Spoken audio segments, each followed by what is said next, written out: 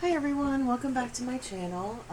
This is going to be the beginning of a series that I hope you enjoy. I'm going to be doing a craft with me, making one of my vintage style books.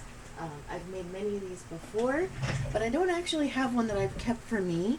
So I'm going to be crafting this one for myself. It's a little bit different than my norm because I put some pockets in this one because I'm going to use this to hold my vintage hanky collection.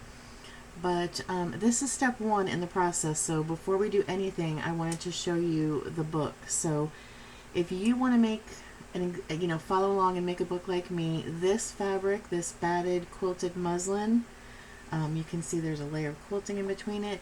It is from Hobby Lobby. That's where I get it, and it's by the yard.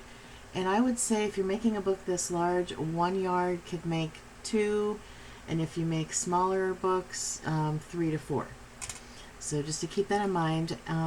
Let's see, the book that I'm working with, it's kind of a tall book, so if you want to make it different size, whatever works for you.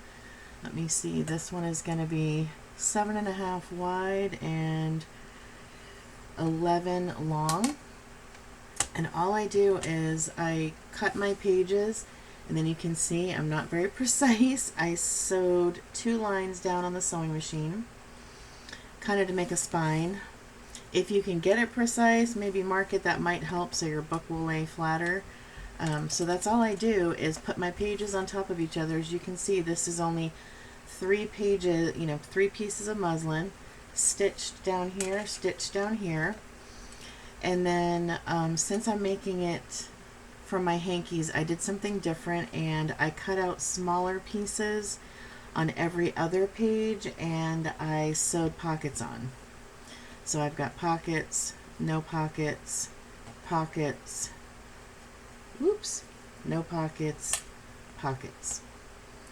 That's up to you. I figured in the past I've done books where they didn't have any pockets and I always completely decorated it, and I thought it might be a different way to add some more interest to this. On the pages that don't have pockets, I'm probably going to use pins and pin some hankies on these pages, and then some will go in the pockets on the pages with pockets. And then the other thing that I did was I took a really thin lace, and on the sewing machine I just stitched it to the edge of each page. It just looks pretty, and when you have your book closed, you can see you've got a bunch of pretty ruffles on there. You can choose to do that or choose not, completely up to you. So if you would like to craft along, this is what we're starting with. So the next video I'm going to show you the basics of what I do to prep the book for embellishing and everything. So this is just to get you started to make your book. The biggest thing I can tell you is you don't have to be super precise, which is the best part.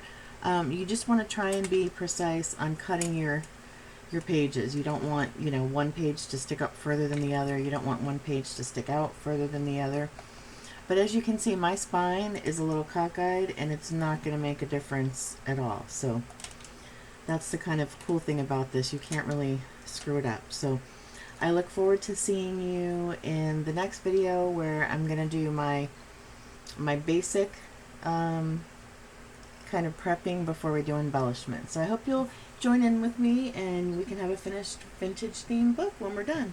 Thanks so much for watching. If you're new to my channel, please hit the bell, and if you like this video, give me a thumbs up, and I'll see you again soon with our next step. Bye bye.